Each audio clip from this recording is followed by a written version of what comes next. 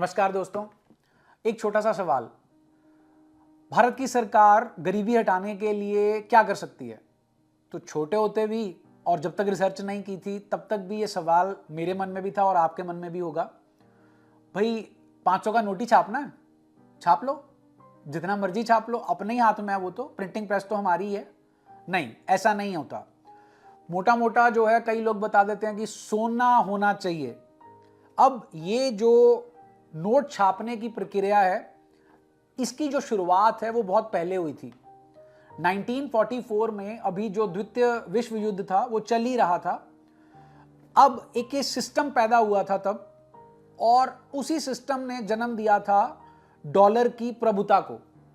सबको डॉलर चाहिए, हर एक देश को डॉलर की रिक्वायरमेंट है, तभी तो जो यूएस है वो सुपर पावर है।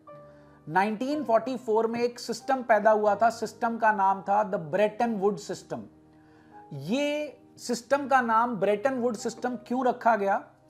730 प्रतिनिधि 44 देशों के इकट्ठे हुए थे एक जगह पर। जगह का नाम था mount Washington hotel, Brayton would, new Hampshire, US. इसीलिए इस सिस्टम का नाम पड़ा ब्रेटन वुड सिस्टम। ये सारे जन यहां पर क्यों इकट्ठे हुए थे? जो ग्रेट डिप्रेशन आया था 1930 में और जो वर्ल्ड वॉर थी उसके बाद जो केओस पैदा हुआ था, उससे निपटने के लिए एक नया इंटरनेशनल फाइनेंशियल सिस्टम बनाने की जरूरत थी। बेसिकली व्यापार जो है, जो देशों के बीच में हो रहा है, वो सेटल कैसे किया जाए, उसके लिए ये जो ब्रेटन वुड की मीटिंग थी वो हुई। 1 जुलाई 1944 से स्टार्ट हुई और 22 जुलाई 1944 आखिरी दिन जो था, इसके ऊपर सभी ने हस्ताक्षर किए। इससे निकला क्या? इससे निकला डॉलर। डॉलर तो पहले से ही जो था वो प्रचलित था, लेकिन सभी कंट्रीज ने माना कि जो डॉलर है उसको एक एंकर करेंसी बनाया जाएगा। अब एंकर किसे बोलते हैं? जो दिशा दे। अब इसको एंकर करेंसी के रूप में माना गया। ये मेथड जो है वो बनाया गया कि हर एक कंट्री की जो करेंसी है वो डॉलर्स में मापी जाएगी और डॉलर जो है वो मापा जाएगा सोने में। अब ऐसा क्यों? क्योंकि सेकेंड वर्ल्ड वॉर के दौरान दुनिया का 70% जो सोना था वो यूएस के पास पड़ा था। तो मीटिंग से निकला क्या कि हर एक करेंसी, जैसे इंडिया का रुपी है या ब्रिटिश का जो है पाउंड है, उसे डॉलर में जो है उसकी तुलना की जाएगी और डॉलर की तुलना की जाएगी सोने में। अब $35 का एक आउंस जो है उस टाइम पर मापदंड रखा गया था कि जो एक आउंस सोने का है उसकी जो वैल्यू है वो है $35। एक आउंस में होता है 31.103 ग्राम। तो निकला क्या कि जैसे एक जो ब्रिटिश पाउंड है, अब एक ब्रिटिश पाउंड के आपको मिलेंगे $4.03। 1944 का रेट बता रहा हूं आपको। हर एक करेंसी का एक्सचेंज रेट जो था वो फिक्स कर दिया गया। अब उस फिक्स करने के पीछे जो मापदंड था, जो बेंचमार्क था, वो क्या था? किस कंट्री के पास कितना सोना है। That was the benchmark.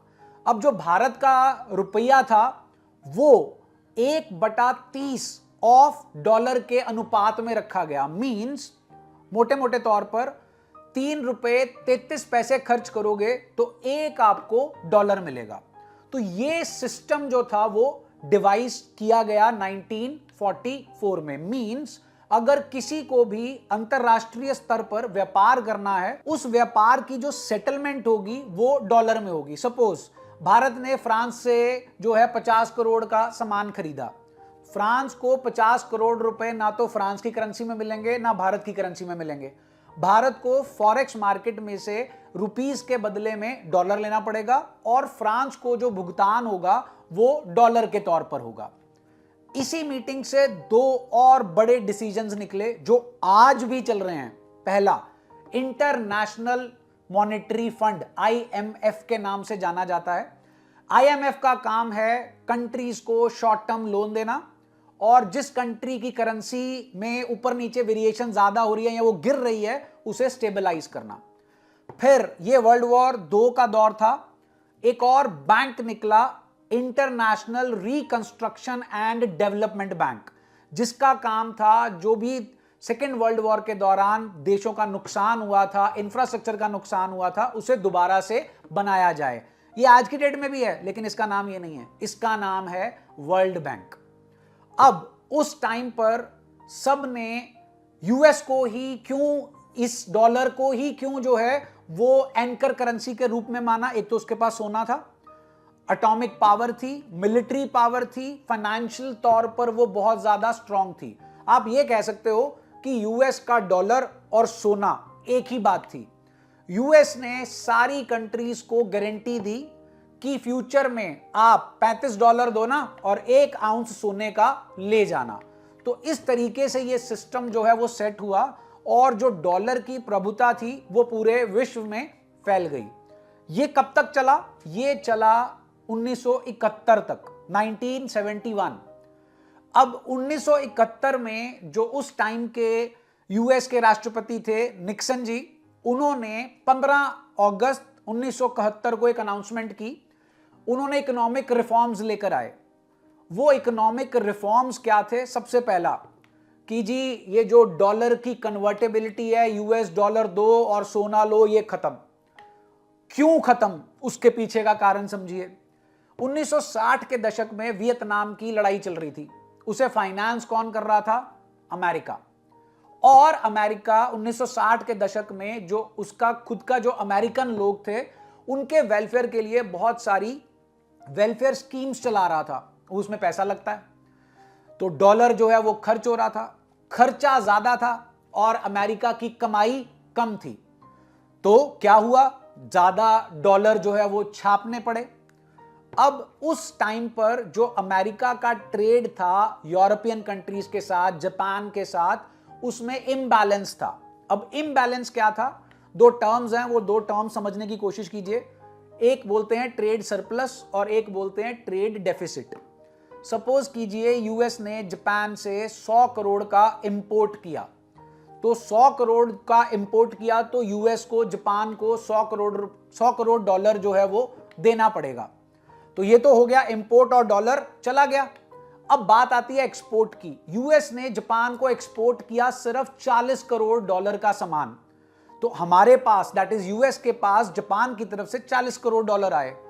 अब यहां पर जो यूएस का ट्रेड है वो यूएस का ट्रेड है ट्रेड डेफिसिट, और जो जापान का है वो है ट्रेड सरप्लस, क्योंकि जापान के पास 60 करोड़ डॉलर एक्स्ट्रा पड़ा है। इस तरीके से जो यूएस का ट्रेड इम्बैलेंस था वो सभी कंट्रीज के साथ ज्यादा था। सबके पास डॉलर ही डॉलर हो गए। अब अगर सबके पास डॉलर ही डॉलर हो गए तो वो डॉलर का करेंगे क्या? वो यूएस के पास आने लगे। यूएस ने ही गारंटी दी थी ना ब्रेटन वुड के सिस्टम में कि डॉलर लाओ और सोना ले जाओ। तो सब के सब जो है जिनके पास बहुत ज्यादा मात्रा में डॉलर इकट्ठा हो गया वो डॉलर लेकर आए और उन्होंने बोला भाई सोना दो। कुछ टाइम तक तो यूएस जो है वो उनको सोना देता रहा, अपनी कमिटमेंट पूरी करता रहा, लेकिन सोने का भी तो एक लिमिटेड स्टॉक ही था ना उसके पास। तो स्टॉक जो है सोने का वो कम होने लग गया। फिर आपका जो 1971 15 अगस्त जो निक्सन प्रेसिडेंट थे उन्होंने जो है अनाउंसमेंट की, उसे हिस्ट्री में एक टर्म देकर बोला जाता है निक्सन शॉक। तो पहली टर्म थी ये वाली। इस वजह से निक्सन ने वो पुराना अग्रीमेंट खत्म कर दिया। अब जो डॉलर था वो गोल्ड बैक्ड करेंसी नहीं रहा, अब डॉलर बन गया फिएट करेंसी।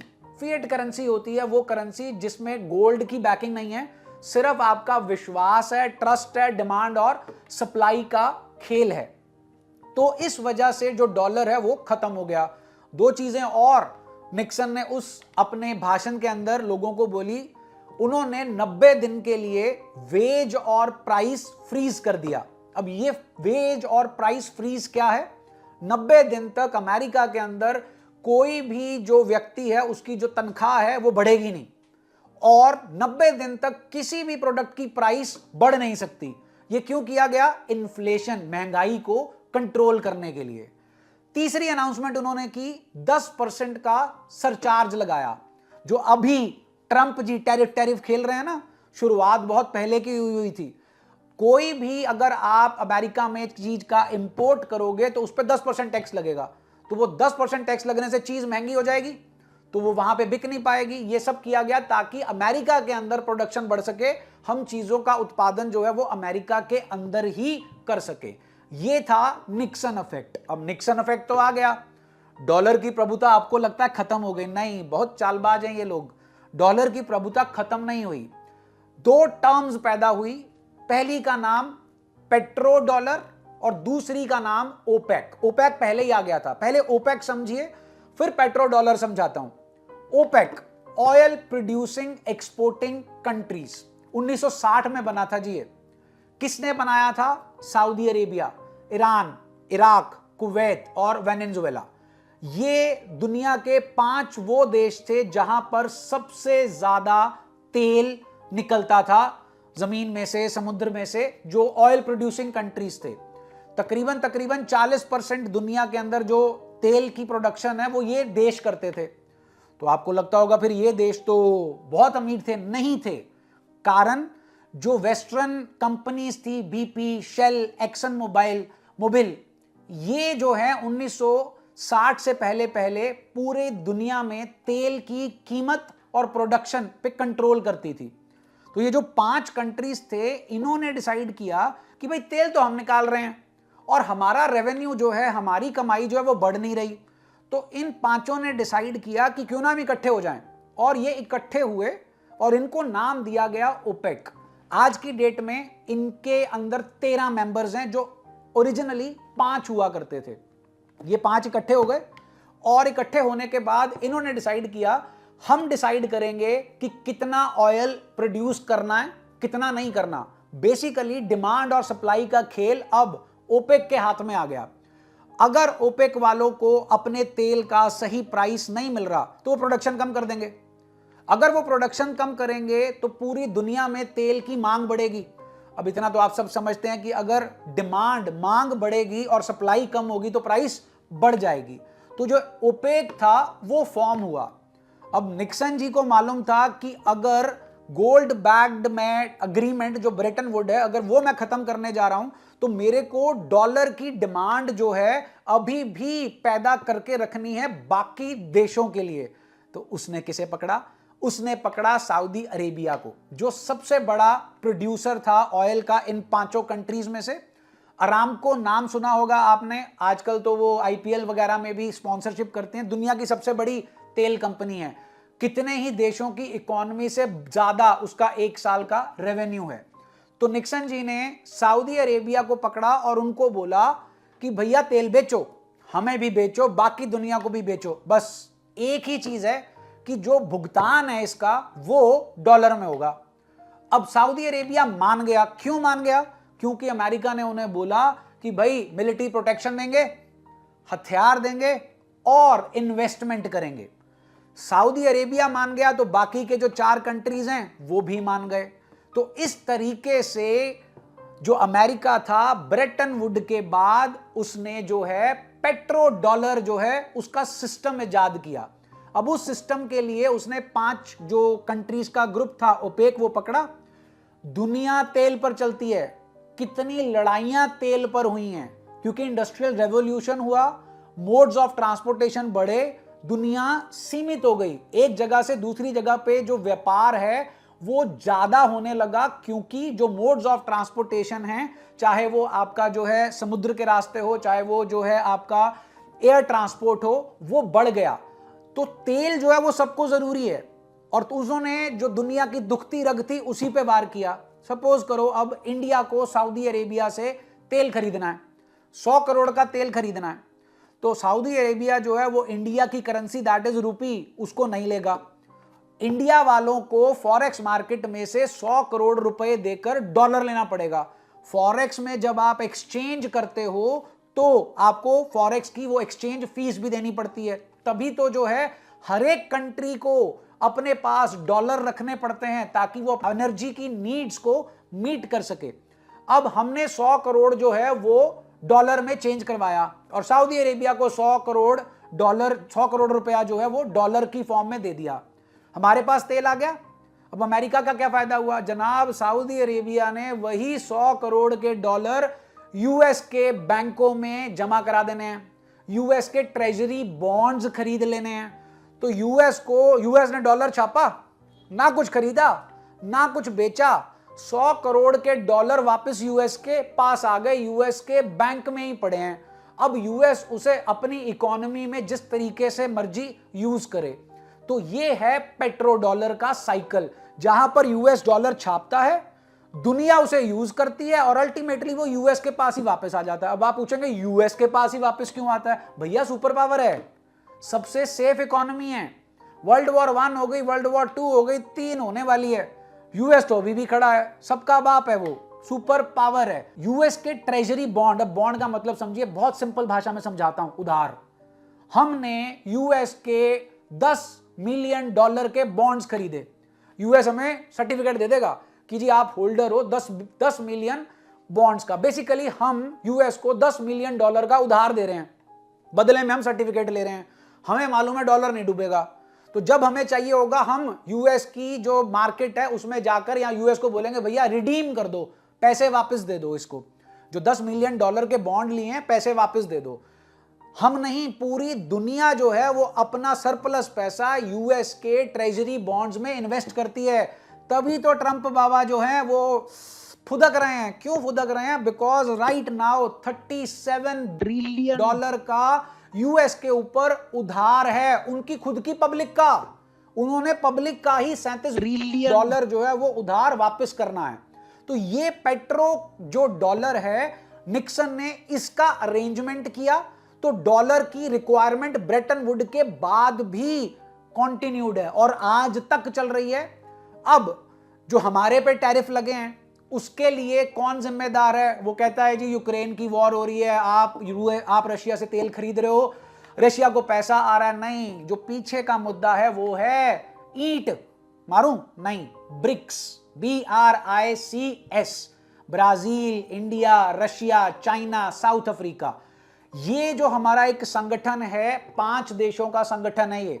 40% जो है पॉपुलेशन दुनिया की इन 5 देशों में रहती है, 30% जीडीपी है कंट्री की, और 50% जो एनर्जी की सप्लाई है वो इन कंट्री से होती है। अब सोचो, अगर ये 5 कंट्रीज आपस में ट्रेड करने के लिए डॉलर को साइड पे कर दे और अपनी लोकल करेंसी में डील करे, तो डॉलर की प्रभुता पे सवालिया निशान पैदा होगा। IMF 80 साल हो गए बने को, उसका ऑल्टरनेटिव निकाल रहे हैं ये। NDB, नेशनल डेवलपमेंट बैंक बन चुका है। अलग वीडियो के अंदर डिटेल में उसके बारे में मैं आपको बताऊंगा। तो ट्रंप नहीं चाहता कि डॉलर के पैरेलल कोई सिस्टम खड़ा हो। जब जब यह सिस्टम खड़ा हुआ, अमेरिका ने उसे उखाड़ दिया, चाहे सद्दाम हो, चाहे लीबिया हो, चाहे ईरान हो। इन कंट्रीज के जो रूलर्स थे, जब जब उन्होंने ऑयल बैक्ड या गोल्ड बैक्ड करेंसी लाने की कोशिश की जो डॉलर का ऑल्टरनेटिव हो, अमेरिका ने इनमें घुसकर इन सब रूलर्स को मार दिया ताकि डॉलर के वर्चस्व के ऊपर कोई भी सवालिया निशान खड़ा ना हो। तो मेरे ख्याल से जितनी चीजें मैंने अब आपको बताई, चाहे वो ओपेक है, चाहे वो पेट्रो डॉलर है, चाहे वो ब्रेटन वुड का सिस्टम है, इससे आपको ये तो क्लियर हो गया होगा कि जितना हम चाहते हैं उतनी करेंसी नहीं छाप सकते। उसके लिए हमारे पास क्या होना चाहिए? सोना। अब आपको बता दूं, चाइना, रशिया और इंडिया पिछले कुछ महीनों में मतलब टनों के हिसाब से अपना जो गोल्ड रिजर्व है उसको बढ़ा रहा है, क्योंकि जब भी लड़ाई लड़ेगी, जब भी कभी भी लड़ाई होगी, जो सोना है ना वही जो है वो काम आएगा। ब्रेटन वुड का सिस्टम इस सोने की वजह से तो हुआ था, क्योंकि दुनिया भर के देशों ने अपना अपना सोना जो था वो पहले अंग्रेजों के पास ब्रिटेन में था। ब्रिटेन वर्ल्ड वॉर्स में एक्टिवली पार्टिसिपेट कर रहा था, शुरू ही उसने की थी। अब उस टाइम पर जो सारा सोना ब्रिटेन में पड़ा था वो ट्रांसफर कर दिया गया था यूएसए में 70%, कि यूएसए सेफ है, एटॉमिक पावर है, मिलिट्री वाइज जो है बहुत स्ट्रांग है, इकोनॉमिकली बहुत स्ट्रांग है, तो उस पर कोई अटैक नहीं करेगा। और यूएस ने उसी 70% सोने से गेम घुमा दी और पूरी कंट्री पे, पूरे दुनिया पर जो है डॉलर का वर्चस्व कायम किया। फिर 1971 में जब ये सोना कम पड़ने लगा तो वो पेट्रो डॉलर पे आ गया, और अभी तक जो है अब तो पूरे दुनिया का जो ट्रेड है वो डॉलर पे होता है। उसी को बायपास करना है, तभी जो यूएस की दादागिरी है वो खत्म होगी। आई होप आपको ये वीडियो पसंद आएगी। अगर आपको इससे कोई नॉलेज इंफॉर्मेशन मिली है तो आप वीडियो को शेयर करें, चैनल को लाइक करें, सब्सक्राइब करें और कमेंट सेक्शन में बताएं और कैसी वीडियोस चाहते हैं। सिर्फ जियोपॉलिटिकल नहीं मिलेगा आपको यहाँ पे, आपको यहाँ सब कुछ मिलेगा। जो कुछ भी इंटरेस्टिंग होगा, इंफॉर्मेटिव होगा, वो आपके सामने पेश किया जाएगा। नमस्कार।